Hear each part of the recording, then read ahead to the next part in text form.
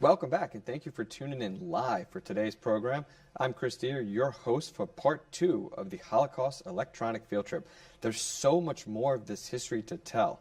Joining me here in New Orleans at the National World War II Museum is Rebecca Keel. Hi, Chris. I'm happy to be here and in conversation with a fellow history teacher. We have a lot to unpack today. Thank you, Rebecca. For all of you watching live, please take a moment to briefly answer our poll below and let us know how many viewers you're tuning in with. Remember that you can always submit your questions on the Holocaust below. We will be answering a few of your questions later in the broadcast. At the close of part 1, we learned about examples of resistance in the Warsaw Ghetto. Many from Warsaw and other ghettos were transported to extermination camps. There, the Nazi dictatorship organized and carried out with industrial methods the systematic annihilation of Jews transported there through deception and coercion. This new and even deadlier phase of genocide really can be dated to December 8th, 1941, the day the United States declared war on Japan for the surprise attack at Pearl Harbor. On that day, the Nazis started to murder Jews at an old estate near the village of Chełmno, Poland, in specially modified gas vans and buried the bodies in the surrounding forest. On January 20th, 1942, in an elegant villa in the Bourbon suburb of Wannsee, Nazi leaders coordinated the destruction of Europe's Jewish population. Known as the Wannsee Conference, this insidious meeting lasted only 90 minutes. Rebecca, tell us what exactly happened at this conference. So, the leaders created the Nazi final solution. This term was used to conceal what Hitler planned for Jews across Europe: extermination. Fully, it was the final solution to the Jewish question. They made it sound clinical or just like a policy decision, but I like to make sure we really take time to think carefully about the words leaders choose to use when making policy decisions. What does that really mean to have a solution to the Jewish question? Those words remove the accountability of their choices and actions. It makes it sound like there weren't real human beings that they were talking about. Their choice in language allowed them to keep a distance between what they were actually doing to real people in real communities. A solution to a question dehumanizes them. Their intentions were unmistakable. Jews everywhere were to be found and murdered. When they say suitable treatment, they are actively making a choice in how they speak about the Jewish people. They chose words that removed the humanity of the victims. The language we choose to use has so much power. It's hard to grasp how people can talk about other humans in that way. And what resulted after the meeting? So I'm going to take a breath here, because 6 killing centers were created in Poland to put into action the plans of the final solution. The very language we employ to describe these places evokes dread. Killing centers, extermination camps, death camps. When I hear those words, I have a strong response, intense feelings, and I'm sure you and our students watching do too. So we should take care as we enter into the conversation about the Holocaust. It is important, essential, for us to learn about the 6 killing centers in our history books and classrooms. But as we do so, we must make sure we center the stories of the individuals we lost. It's hard for me to even to say those words, but as an educator, I understand it is something that we must acknowledge and learn about in order to understand the immense gravity and the absolute tragedy that resulted from the final solution. So beginning in 1942, trains began to crisscross the European continent, bringing Jewish men, women, and children to places of forced labor and mass murder. These are the facts. But Chris, you and I both know that as educators, we must help our students remember that real people are at the center of these historical facts. Real individuals were victims. So I encourage us, as we go into this next part, let's remember that each person who faced what they are about to describe was someone with a full life, someone who attended birthday parties for friends, wrote in their diaries, got nervous before a big event, had grandmothers and grandfathers entire lives that extended back generations before, and that was taken from them. So Chris, let's take a moment to take a deep breath before we watch this next segment. I think it is important for us to walk into this history slowly, mindfully, with the focus on the humanity of the individuals that were forced into these killing centers. Thank you, Rebecca, for that reminder and for recentering us. At Treblinka, operations start there in July 1942. Many of the first victims are from the Warsaw Ghetto. We'll turn to our student reporter, Elliot, to tell us more.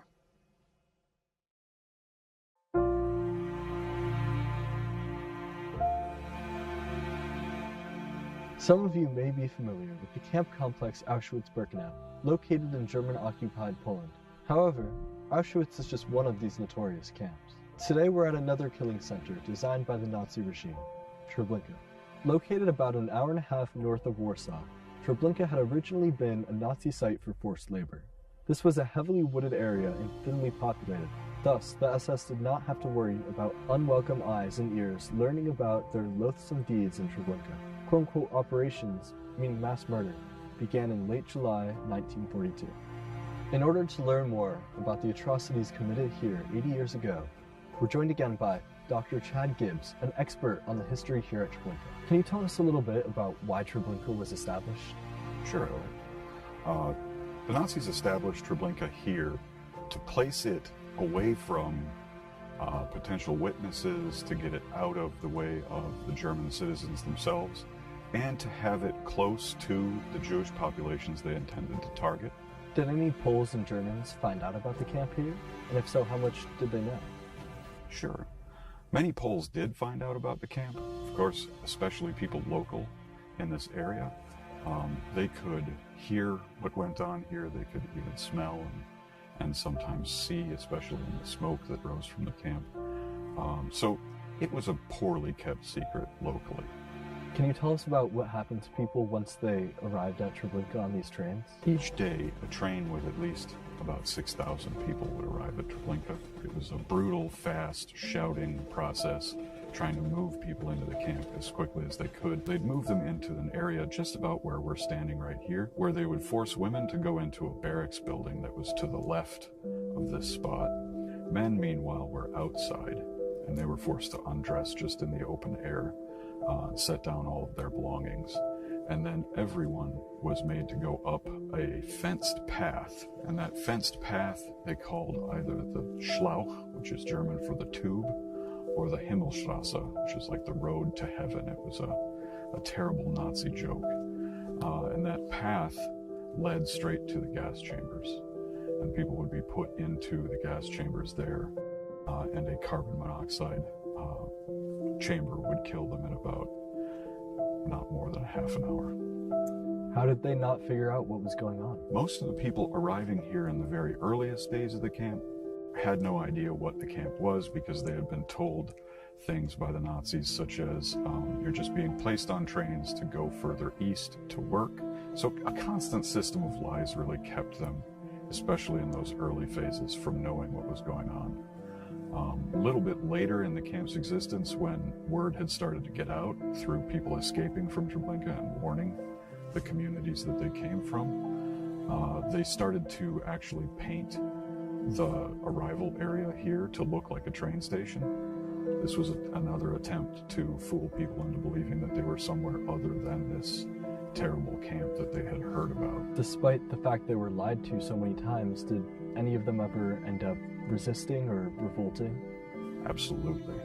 People resisted from the earliest days of this camp.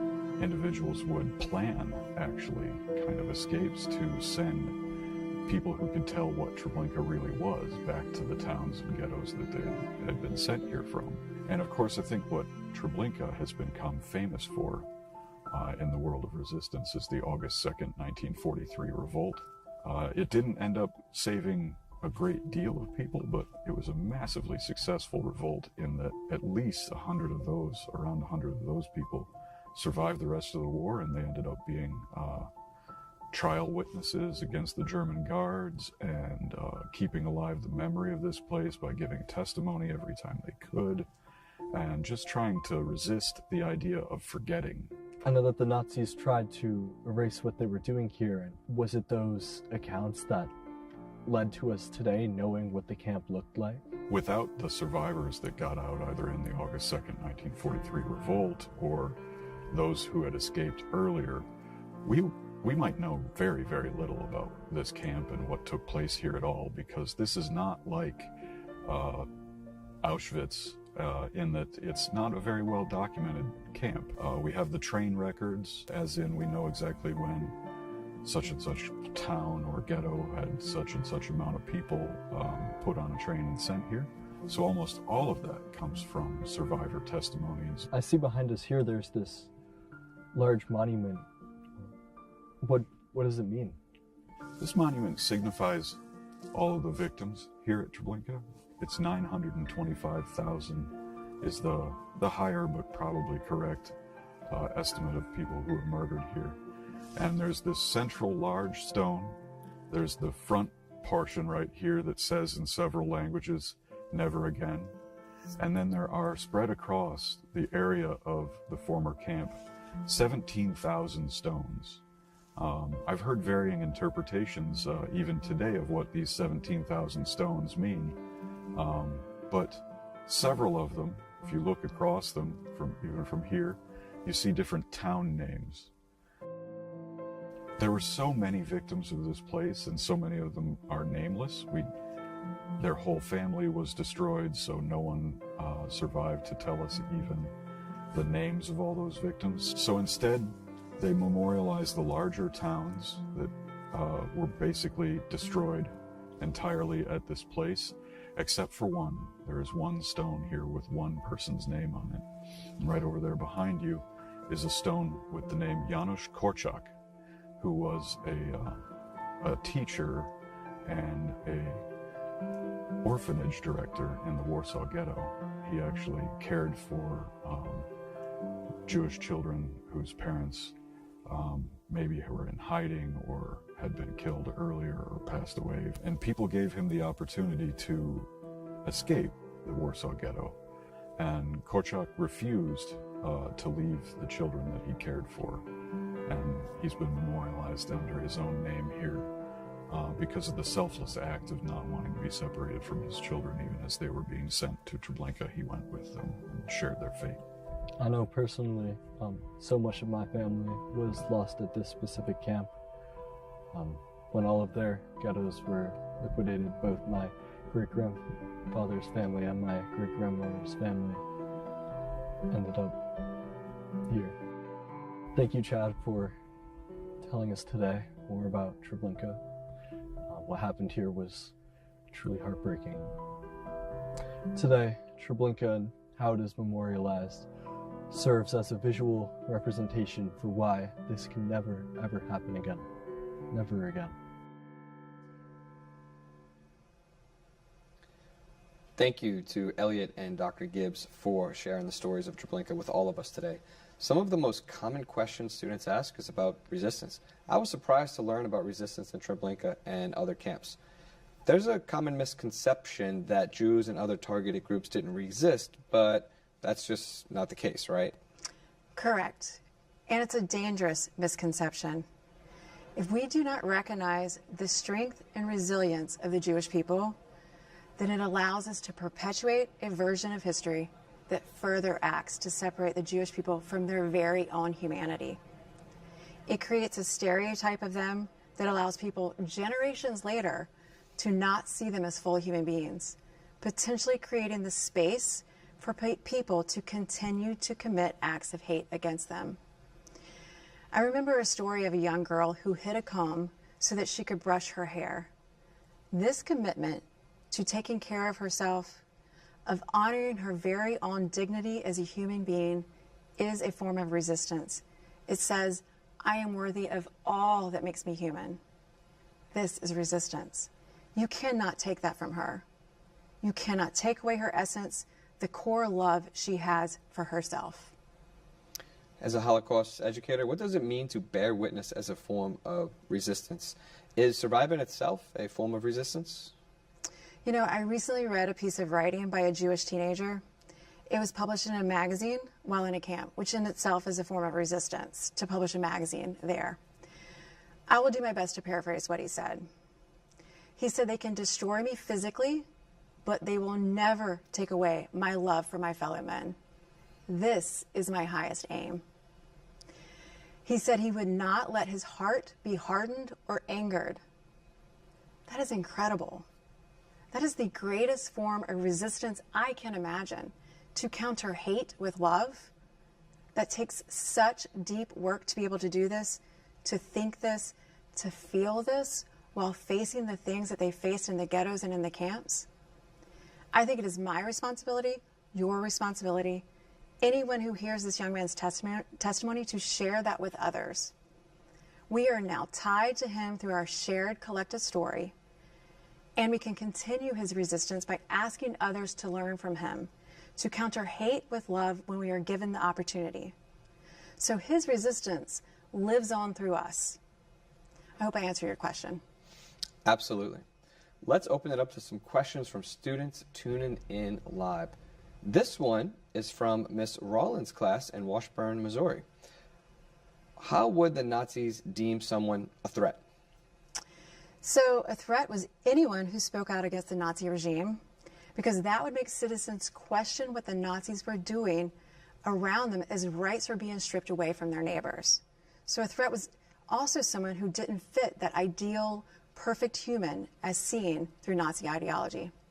Thank you for that answer. We have another question from Mr. Wolon's class in Bayonne, New Jersey.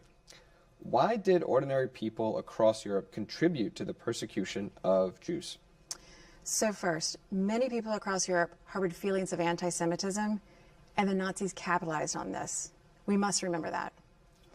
But also, some people feared retribution if they spoke out, and they had good reason to. As we heard in that last question, they too could be targeted. But despite all of this, some people did find ways to offer aid and rescue to Jews. Thank you. I think we have time for one more student question. This comes from Frau Vota's class in Williamstown, New Jersey. Why didn't anti-Semitism end after the Holocaust? So anti-Semitism is a unique form of hate and prejudice that morphs over time, and Jews become the latest scapegoat for the ills of society at that time. When you see the rise of anti-Semitism in a society, you see the rise of other forms of hate. The rise of anti-Semitism is usually a sign that a community is unhealthy. Hatred of one group leads to the dehumanization of other groups of people. And unfortunately, social media has perpetuated anti-Semitism across the world. Thanks for addressing some of those student questions coming in from those tuning in live. We just learned that Treblinka and other camps were dismantled before the end of the war. What exactly has taken place on the European front in late 1944 into 1945? So by 1944, the Nazi regime faced certain and total defeat. The Allies had landed in France on D-Day, June 6, 1944. The Soviets launched a huge offensive, driving the Germans completely out of the USSR. The following month, a ghetto is liberated and a camp is taken, showing the world the gas chambers and crematoria. As the Allies were closing in on Nazi-occupied territory, the terrors didn't end until the closing days of World War II in Europe. What were called the death marches provided the final, terrifying conclusion to the Nazi genocide. Again, Chris, these are the facts.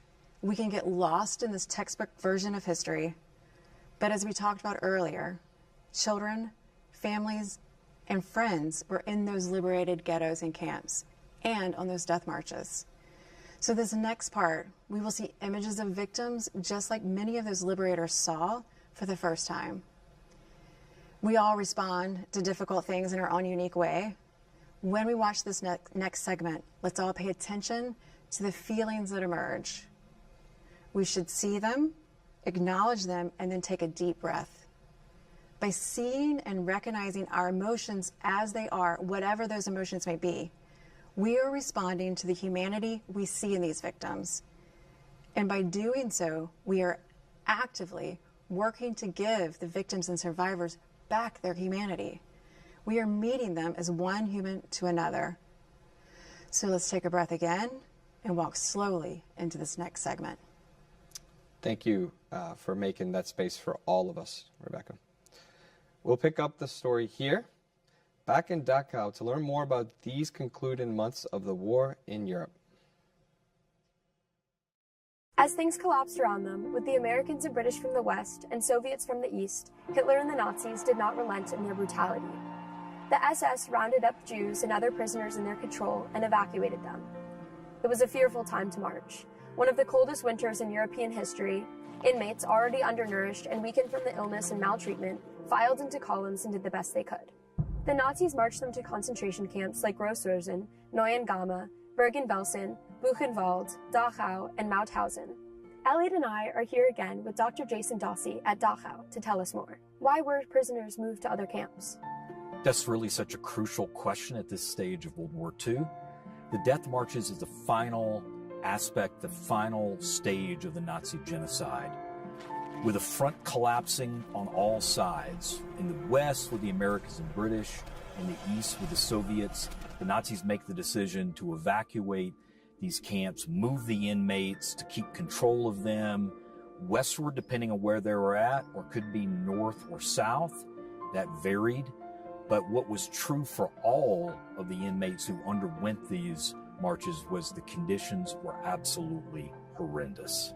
Can you talk more about those conditions on the marches, and once they arrived at the camps, what were the conditions at the camps like? These inmates are marched in the snow. It's a brutal winter, so freezing cold. They don't have the proper clothing. If they are too feeble to be able to keep up during the march, the SS often just kill them en route. So for those inmates who actually do make it through the marches and get to their destinations, these concentration camps, there they find a new set of terrors. Going from one hell to the next, the marchers encountered horrid overcrowding, disease epidemics like typhus, massive food shortages, and SS men increasingly desperate. Rumors spread among inmates about how close the Allies were and what the SS planned to do with them. Dachau was liberated by American forces on April 29th. What did American soldiers find when they liberated the camps? An absolutely catastrophic humanitarian situation. There were some 30,000 inmates here on April 29th, 1945. The food situation was terrible. Disease was a huge problem. And so the Americans really have to face the fact, what are we going to do to save these people? In addition, if you start looking at the sub-camps, they discover there's another 37,000 human beings they have to take care of. But the Americans will swing into action then. They'll provide food, they'll provide medical treatment, they'll provide water, and what they do is nothing short of miraculous. Once the prisoners were liberated, how were they treated by the outside world? Many of these inmates now liberated are placed in displaced persons camps, DP camps. And there they have a much more stable situation in terms of food, water, clothing, shelter. And the Americans really do make every effort to get them to their home countries as quickly as possible. But that situation really varies depending on where the inmate is from. In some cases, they're held in these DP camps for a matter of weeks or months. For some of them, though, it takes years before they're able to return home. Thank you, Jason, for your time spent with us today. It was really powerful, and we learned a lot from you. Thank you. You're very welcome. Thank you. I'm back in New Orleans in the museum's Liberation Pavilion to close off today's broadcast. The Americans were not the only forces to liberate the death camps. On January 27, 1945, the Soviets seized control of Auschwitz-Birkenau. Much of the camp complex was still standing, a testament to the barbaric acts committed on its grounds. The Allies liberated most of the other Nazi camps in April and May of 1945. When the Americans arrived in Buchenwald on April 11th, Elie Wiesel, one of the best-known survivors of and witnesses to the Holocaust, stated, "Our first acts as free men were to throw ourselves onto the provisions. That's all we thought about. No thought of revenge or of parents, only of bread." Appalled by the cruelty, degradation, and mass death he confronted at Ohrdruf, one of Buchenwald's subcamps, General Dwight D. Eisenhower, Supreme Commander of the Allied forces, uttered these unforgettable words. "We are told the American soldier does not know what he is fighting for. Now at least we know what he is fighting against. For some, like Anne Frank though, who escaped persecution by hiding in Amsterdam until an informer gave away her location, liberation came too late. Incarcerated in Auschwitz, she had been evacuated to Bergen-Belsen, where she, along with her sister Margot, perished, probably in February 1945. Others succumbed to the effects of illness or malnutrition after they were freed. Many of us know about the Holocaust through the diary of Anne Frank. Anne's diary and other pieces of direct testimony from that time serve as a way for us to understand how people persisted despite deep persecution and the hopes they held for a future after the end of Nazi rule. That future for Anne and for so many others was never realized. The living faced the horrid situation of determining what happened to family members. Who had survived? Where would they live? In many parts of Eastern Europe, the homes of Jews had been taken over by others. In Poland, many Jews faced new rounds of anti-Semitic violence in the immediate post-war period. Despite these tremendous hardships, many Jews who survived did rebuild their lives. In Europe, in the newly founded state of Israel, in the United States, and in Canada, many survivors bore a sense of responsibility to record and bear witness to the Nazi genocide so that it would not be forgotten and that it, or anything like it, could never happen again. Never again became a central part of the identity of numerous Jewish survivors. Here at the National World War II Museum and at other sites around the country and around the world, we make it our mission to tell these critical stories. Treblinka and Dachau serve as a memorial site to those who perished there. Let us remember the millions of people who were not able to realize and live the futures they hoped for. Let their memory serve as a reminder and calling to all of us to treat every human being with dignity and respect. Thank you, Noah and Elliot, for your excellent reporting and sharing these critical stories for students watching with us today.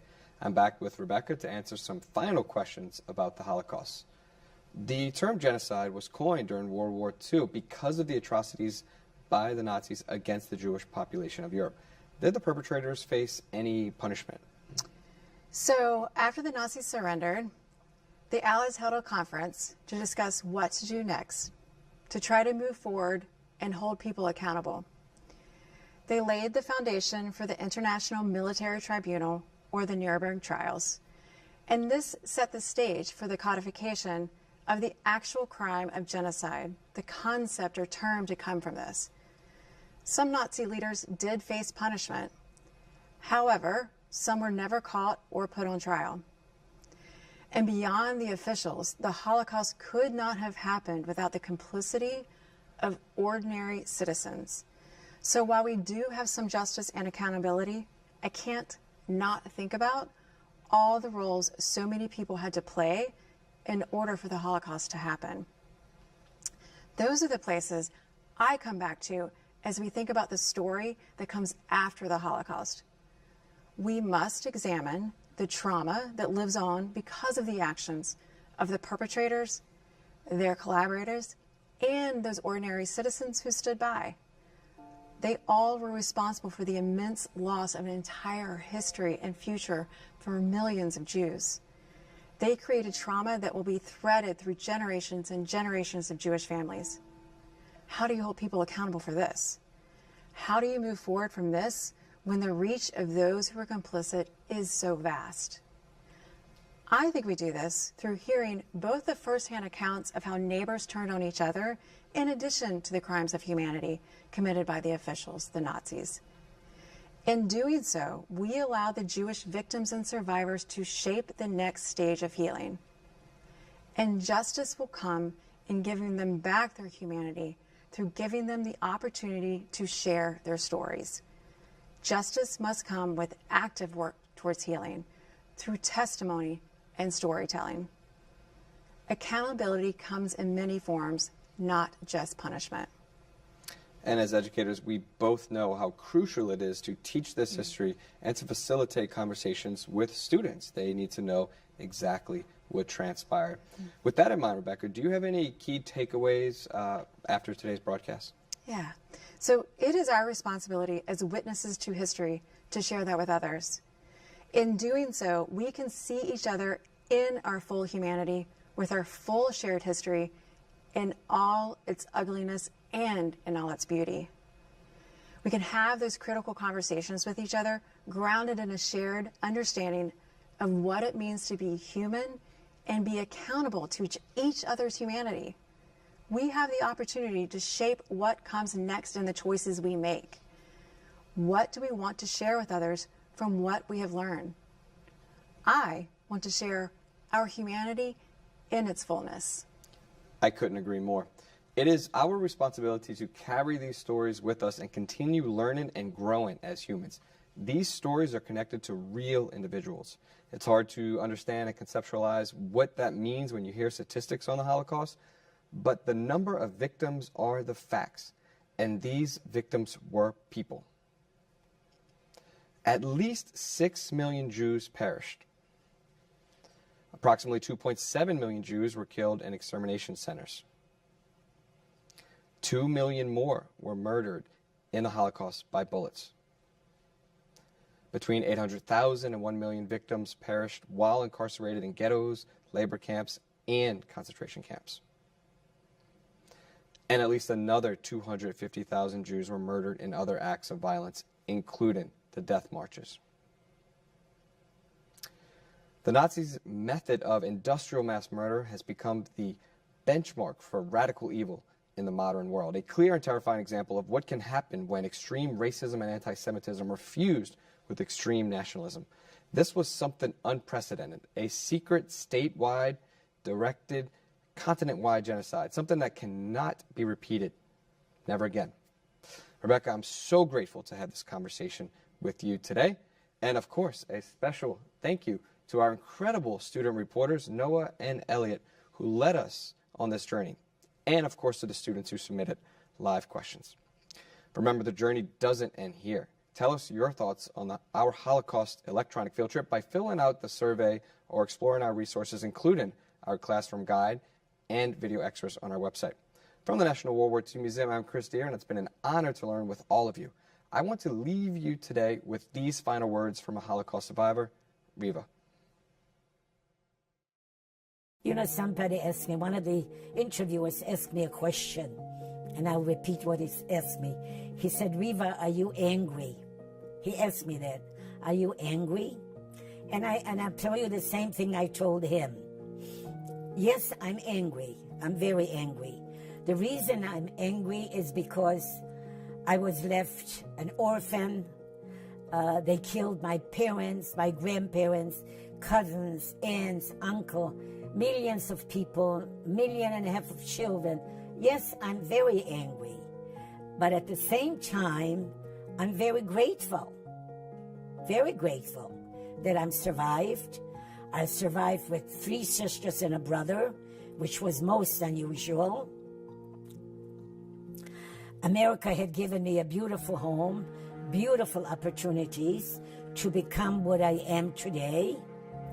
And not only me, they gave beautiful opportunities for me to raise a beautiful family. I raised 3 beautiful children. I have 2 sons and a daughter. My son became a doctor. My daughter became a nurse. My son was working in business with his father for a while. Now he's in charge. He's the executive director at a Jewish camp, Herzl Camp in Wisconsin. I'm very, very proud of the children, what they've accomplished. Each and every one has accomplished.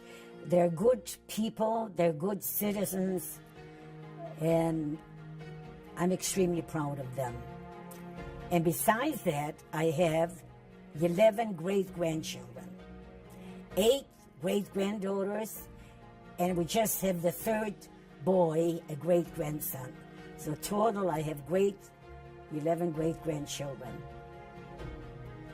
So that alone proves that Hitler did not succeed. We are here to continue our heritage, our Judaism, and I hope to pray that we'll never, ever see that kind of things again, where a person is judged by the looks, by the way he speaks, by the clothes that he wears, by just being different.